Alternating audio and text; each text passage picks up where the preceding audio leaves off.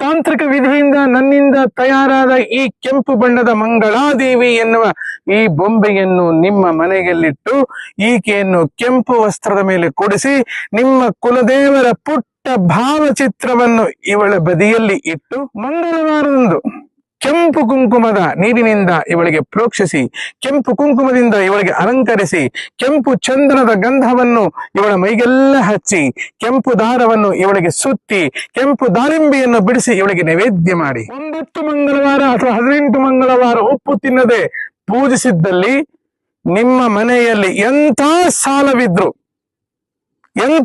ಸಾಲವಿದ್ರು ಕುಲದೇವತೆಯ ಸ್ಥಾನದಲ್ಲಿ ಈ ಮಂಗಳಾದೇವಿ ನಿಂತು ನಿಮ್ಮ ಕಷ್ಟವನ್ನು ಪರಿಹರಿಸಿ ಬಿಡುತ್ತಾಳೆ. ನೆಗೆಟಿವ್ಸ್ ದೂರವಾಗಿ ಪಾಸಿಟಿವ್ ಪ್ರಾರಂಭವಾದ ತಕ್ಷಣವೇ ಈ ಮಂಗಳಾದೇವಿ ಮೂರ್ತಿಯನ್ನ ನಡುರಾತ್ರಿಯಲ್ಲಿ ನಿರ್ಜನ ಪ್ರದೇಶಕ್ಕೆ ತೆಗೆದುಕೊಂಡು ಹೋಗಿ ಬಿಟ್ಟು ಹಿಂದಿರುಗಿ ನೋಡದಂತೆ ಮನೆಗೆ ಬಂದು ಸ್ನಾನ ಮಾಡಿ ಸಿಹಿ ಊಟ ಮಾಡಿ ಮಲಗಬೇಕು. ಮಂಗಳಾದೇವಿಯ ಬೊಂಬೆಯನ್ನು ಕಾಶಿಯ ಮಣಿಕರ್ಣಿಕಾ ಘಾಟಿನಲ್ಲಿ ಕದಿರೆ ಕಟ್ಟಿಗೆಯ ಅಥವಾ ಕಗ್ಗಲಿ ಗಿಡದಿಂದ, ಇಲ್ಲಿದೆ ನೋಡಿ, ರುದ್ರಭೂಮಿಯಲ್ಲಿ ತಯಾರು ಮಾಡ್ತಾಳೆ ಈ ಭೈರವಿ.